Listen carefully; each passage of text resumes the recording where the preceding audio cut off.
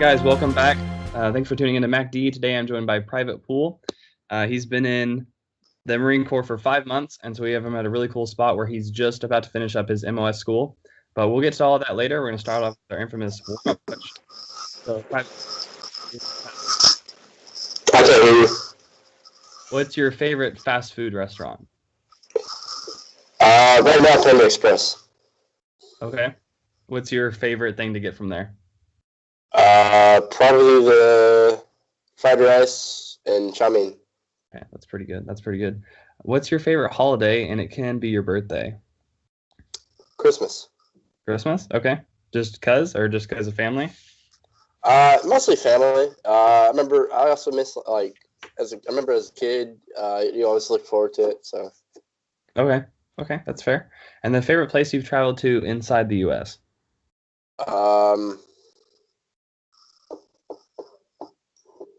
Favorite place. San Antonio, Texas. The culture down there is really, really cool. Yeah, it is. The boardwalk's awesome. Oh, yeah.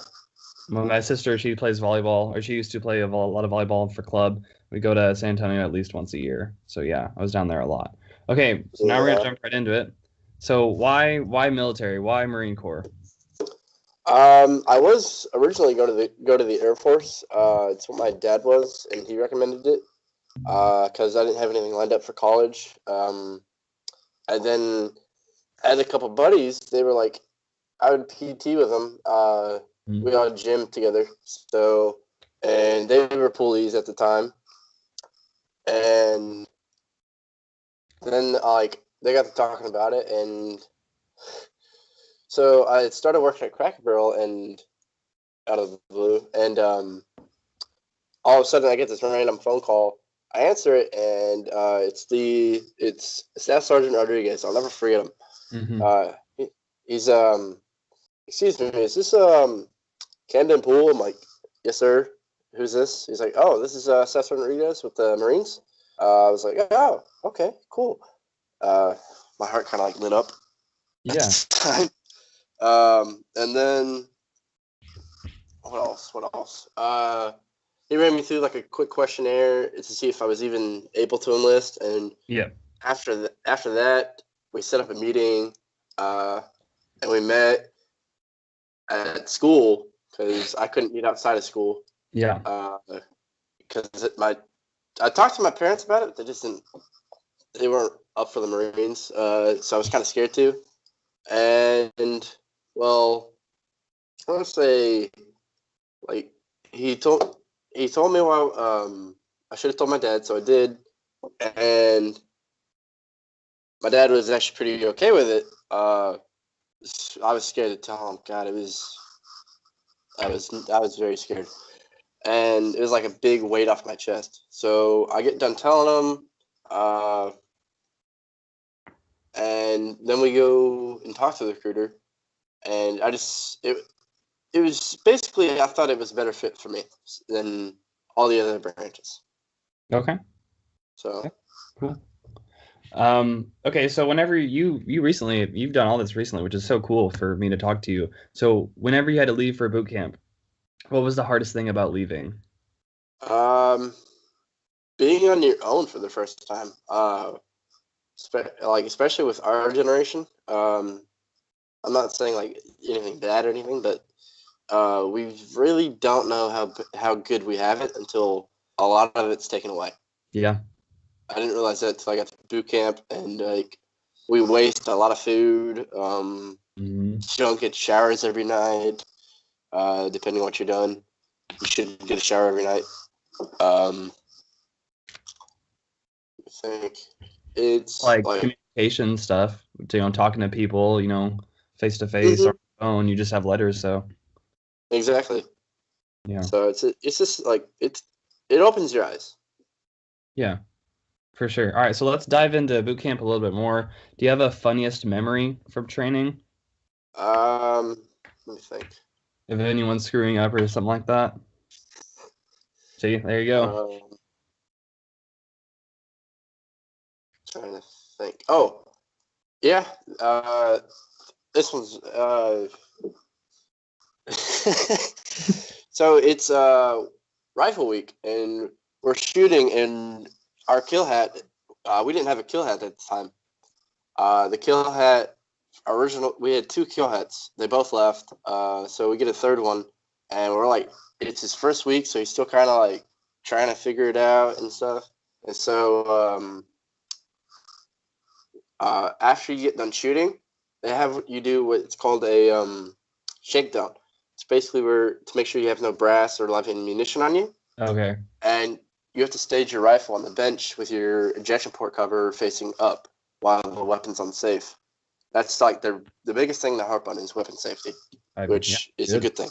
Yes. And so they walk down the line of weapons to see whose weapon is not on the safe, because it happens. Because we're recruits, like we get lazy and we don't really think about a lot of things. Yeah. So, our kill hat's just walking, comes up to a rifle, picks it up, and they're all marked with our name. And he picks it. All of a sudden, like you just hear this blood curdle. Like we're facing the other way.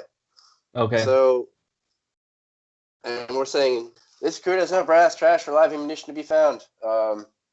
And so basically, so blood curdling scream, and it's his name is Boot, but he didn't know how to pronounce it, so he picks up the rifle. Boot! Why the fuck is your rifle not unsafe? And he started like, it was so funny. He started like shaking it like a gorilla. Yeah. He's like, get the fuck over here! And you just hear him, aye, sir! Aye, sir! And we're all just standing there. Yeah. Trying not to laugh. And it was so funny. That's pretty funny. So what was your hardest obstacle at basic that you had to face? Swim week. Okay. I'm not a great swimmer. That's fair. Yeah. I think that's going to be a challenge for me too. I don't spend a lot of time in the water, so I should probably start doing that at the gym. Did you ever get in trouble for anything you did? Yeah. Do you want to know what it was? I do. Okay. So, do you know what Big Year is? By chance? Maybe, but remind me. Okay, so whenever you get there, they'll have different assignments for you, and like there's artist recruits. They draw basically. You have Big Year and Small Gear. Then you have like where everyone else goes. But anyways, I was Big Year. It's where we have like a lot of spare equipment for like cleaning and stuff. Like we had Lysol, shaving cream, razors. What else do we have? Moleskin, boot bands, tape, all that stuff. We even had the irons and ironing boards. So it's basically like, so that way if anybody needs anything, they go to Big Gear to get it. Well, every time you go to a PX, make a PX call, they usually have a list of stuff you need to get, which I hated because like we didn't need a lot of stuff. Just like get rid of half of it at the end of the cycle. But so we had just made a PX run that day, and so there's this like laundry bags full of like different stuff, like Aqua Velva, aftershave. What else? Oh, alcohol, like rubbing alcohol. We had a big bag of that, starch, Lysol. What else was like? It was a lot of stuff, and he had just made who the other guy was that was bigger, squad leader. So he called on he tried to see who else wanted to be bigger, and a buddy of mine, he raised his hand, and he was like, "Oh, so you want to be bigger?" Yeah. And he's like, "Poole, let him know what the plan is," because we were supposed to go after lights at the end of the night to, make everything disappear, make Bigger look neat. And so we had last watch a fire watch And so told him the plan, make everything disappear on Firewatch, and, well, Firewatch comes later that night. And, well, I get in the bright idea in my head that our second journal order is, no, my bad. Our fifth journal order. I'll quit my post only properly leave. So we thought we'd be abandoning our post because a lot of people got in trouble for doing that kind of stuff because they were dumb. But so we didn't do it. Well, all the drill instructors, they wake up, and our senior, I don't know if he hated me or what it was, but Probably. yeah, they all hate you to some extent. But he walks in there. He's like, "Poole, did you even touch bigger?" "No, sir, I did not. I thought I'd be abandoning my post." He kind of just looks back at me. "Abandoning your post? You could have done it on Firewatch, son." And then the other drill instructor, Sergeant Torrance, he comes in, looks at it, looks at me. He's like, "Son, I told you to do this. You just disobeyed a direct order." And so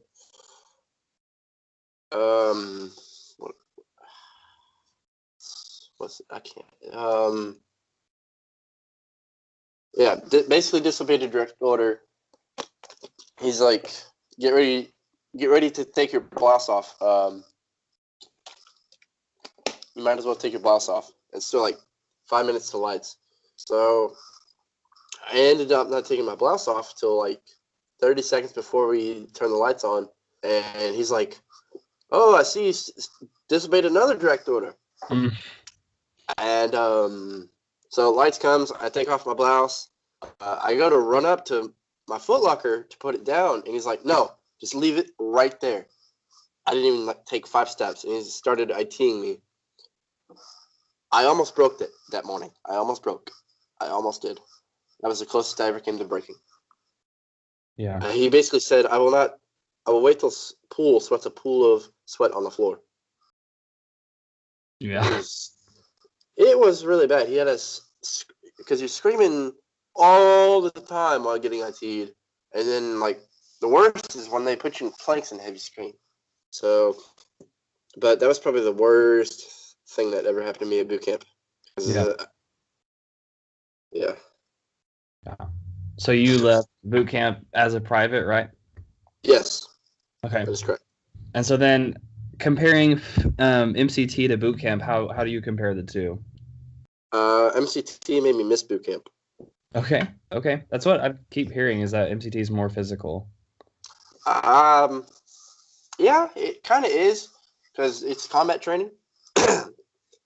But at the same time, it's just like, it's mostly like learning your place, kind of, too. And like sleep deprivation. I didn't know that was a thing till I got to MCT. Okay. That's usually what gets a lot of people, is sleep deprivation at MCT. Okay.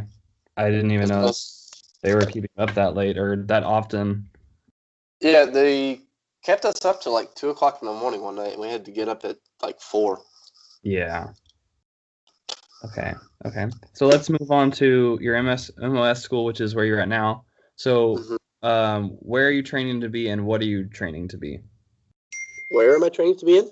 Yeah, like where, like physically, are you in the U.S., and then what are you training to be? Okay. I'm currently at the Naval Air Station in Pensacola. It's where the Blue Angels are located, if you know anything about them. I do. So they train Navy, Marines, and a little bit Air Force here. But I'm training to be a flight equipment technician. We deal with all the safety equipment on flights. I actually just learned about what we're all going to be working on today. It's like life vest, emergency life rafts, ejection seats. I take that back. Ejection seats is a different division. Okay. Than I am, but we work kind of hand in hand with that division. Okay. So how long have you been there, and then how long till you're done with school? Been here for about 2 weeks. I think this is my 3rd or 4th week. Okay. And I just started school the other day, and I won't be done till the 12th of February. Okay. So you've got, like, let's see, about 3 months. Mm-hmm. Okay. Cool. So let's dive into your school. So what's the housing life like for you? It's pretty nice. Remember what a college dorm room feels like? Yeah, and at Arkansas? Yeah, it's just like that, but you don't really have. I can't remember if we had bunk beds or not over there, but you just you have a room of 2. It's just like a college dorm room, except you have a headmate. Okay. So 2-door room, and then does that go straight to a hallway, or is it like a suite? It goes straight to a hallway. Okay. So like you go out your door and it's a hallway. It's like a hotel. Okay. So what's your day-to-day life been like so far? Wake up. We PT Monday, Wednesday, and Friday, so we wake up earlier those days, of course. Okay. Monday we woke up. I had to wake up at 4 to get ready for PT. We PT'd for an hour. We showered and ate chow for an hour. Marched off to our schoolhouse. Then we did like an introduction class. And basically the same thing today, but we didn't do any PT, so we woke up at a later time. And tomorrow we don't have class because of Thanksgiving, so instead we get a Thanksgiving break, kind of. Okay, that's kind of cool. That's nice. Yeah. And the first 2 weeks we get here, we have two in-doc weeks where you learn like what to do on Liberty and what not to do on Liberty. Okay. And so explain Liberty. It starts at 15:30 every day. Sometimes your instructors may have you stay late in class till like 16:30 for whatever reason. You can always use your extra help. So, depending on your squadron, AMS1 or AMS2, it's different rules. AMS2, they have off-base liberty during the week. They can wear civilian clothes during the week.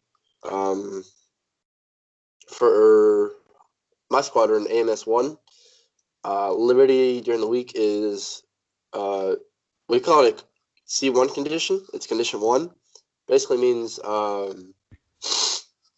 you're only restricted to camis, on-base liberty.